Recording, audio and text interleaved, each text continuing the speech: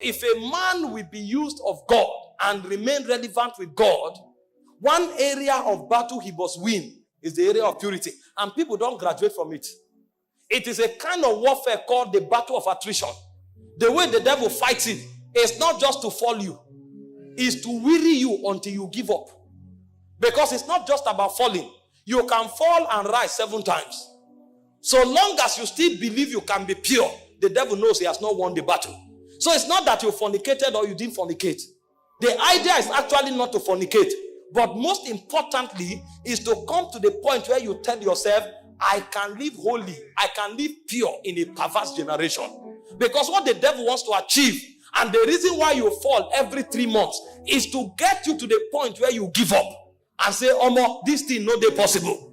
And then you even start suspecting that there is nobody who is truly pure, that everybody is just acting. The devil brings you to that defeatist mentality where you think and assume that it's impossible to live pure. And because of that, you now create a new doctrine. God accepts you as you are. God will accept you as you are, but God will not work with you as you are. You'll see new doctrines that righteousness is a nature, it's not an act. Because they have fought this battle, they feel it's impossible. And so they weaponize it and makes it a doctrine. And that doctrine enslaves many. There are many churches today where immorality is normal. In fact, there is a system of managing it. If you come, you can point at many who are living in it. Pastor is managing it. In fact, there are many quarters today where cohabiting is natural. They feel it's a normal thing. It's a normal thing to just, a boy can just move into the house with a lady, or a lady move in with a boy, and they are living like husbands and wife, and it means nothing to them. It's normal. When you are going to minister, nobody is holy. All you need to do is just to ask God for mercy, because all of us, we are work in progress. And so they legitimize iniquity. Today we have thrown morality to the gutters. Look at scriptures and find out men who captains the move of God. The Bible spoke concerning Joseph in Genesis 39 verse 9. A woman of a big man in the city threw herself at him. Those days, when you are a man of means in society, you marry the best of women. Just the same way you ride the best of horses. And this woman threw herself to Joseph. Do what you want with me. I am all yours. And Joseph asked himself a question. How can I do this evil and sin against God? How can I commit this kind of evil? Nobody was seeing, but he knew God was seeing. I can't do this. The woman threatened him. I will not do it. In our generation today, we'll be the one going to pray, Lord, this temptation in this house. Hey, help me, oh, help me. What kind of temptation is this? Temptate what? The things that should attract anger from our spirit is what we are calling temptation. How can a married woman be affectionate towards you? Because she's beautiful. In our generation, we call it a temptation. It triggered anger in the heart of Joseph. And Joseph said, I will never do it. When the woman eventually accused him, the guy went into prison for 14 years. And there was no record that Joseph regretted of walking in purity. It was never documented that Joseph was angry with God or Joseph regretted for what he did. And suddenly the Bible will say, until the time that his word came. It said the word of the Lord tried it. The move of God in Egypt that saved the whole world was powered by a young boy that understood the place of sexual purity. If Joseph had compromised with Potiphar's wife, probably he would have become the head of the houseboys. He would have been promoted and be given a citizenship right. He would have become a senior houseboy forever. And there wouldn't have been a move of God in Egypt. Many moves of God have been aborted because of 5 minutes of pleasure in immorality. You thought nobody saw you, but heaven was waiting on you. That time when you were battling whether to do it or not, the fate of God was resting on you. The fate of a generation was resting on you. Imagine what would have happened to the world. The whole world would have died of hunger because that move of God was resting on one man. One man. There were not two. Only Joseph knew what to do. Only Joseph. So beyond having authority over senators, beyond having lordship over the house of Pharaoh, he was the lifeline of the move of God for that dispensation. If Moses had fornicated with Potiphar's wife, even his father would have died of hunger. The plan of God for a generation, except God intervened, the world would have been wiped off. People came from all over the world to look for food in Egypt. When Moses was battling to be sexually pure, that's what God was looking at. So heaven was praying for Joseph, because they knew if he fell, the world would have died. Men would have gone into hunger and the earth would have been wiped off. Do you know what is at stake? That 5 minutes that you compromised.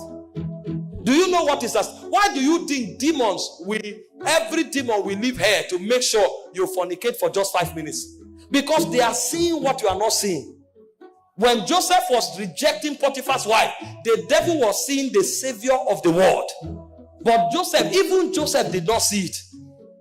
May God not disqualify you. Imagine if Joseph fornicated and God said, because you have done this, I will raise another deliverer. What would have been the value of Joseph's life? He would have been a slave forever. But when Joseph made that decision, he saved the world. Daniel chapter 1 verse 8, we saw another testimony of a man who carried the move of God in a corrupt nation like Babylon. They brought things that appetized. And the Bible said Daniel and his friends proposed in their hearts that they will not defile themselves with the portion of the king's meat, because these things are offered to idols. If it's what you need in order to grow fat, allow us to be lean. And by the grace of God, we will not grow lean, but we will not defile ourselves. God was looking at the faith of Israel. God was looking at the salvation of Israel from Babylon. It was never about food. This is the error of Adam. He thought it was about an apple. The devil knows this transaction is not about an apple. It's about the destiny of the human race. It's about the move of God over a dispensation. You are bargaining apple. A spirit is bargaining territories. You are bargaining apple. A spirit is bargaining the destiny of millions. Who told you it's an apple? You think the devil will come to you to strike a bargain with you about an apple? Do you know how busy the devil is? The Bible said the devil is running to and fro the earth. A being that busy, you think he will come away from his busy schedule and is arguing with you for 1 month just to sleep with that lady because of the pleasure? There's something he's seeing that you are not seeing. He has checked in the heaven and he has discovered that you are one of God's 7 soldiers for the next move of God. And if he brings you down, the move of God is at stake. You are thinking it's about pleasure. The devil is seeing the move of God that you are not seeing.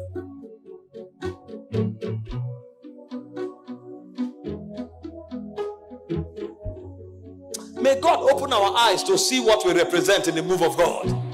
Some of you who are sitting here now, you don't even have food to eat. But in the next 5 years, you are the one to supply food to Christians in Gombe. And you didn't know it's part of your agenda. Because when the move of God starts, there will be a need for somebody to man the gate of supplies. And you are the one heaven has chosen. And the devil have seen that if you are not there, many will die of starvation. And he has come 7 years before and projected an agent before you. The boy comes with a well-carved beard. He has spent 2 years in the gym, built his chest, and is coming to you in the evening with singlet and well-carved beard. And you are going to your room. You carry his picture. You are smiling. He sends you a message. You are beautiful. If you want to know, go to the mirror. The mirror too will tell you the same thing. You look at one text message, you read it 20 times, you smile, you smile, you smile. You are bargaining something that is about to happen in 7 years. If you have understanding, you will delete that message, block that person's number, and invite him to church to meet your pastor. If you have not yet been converted, I have no interaction with you. For what has light got to do with darkness? What has light got to do with darkness? I have no business with you except as you are converted. Because I know my purity is not just because I love to be pure. It's because the move of God depends on it.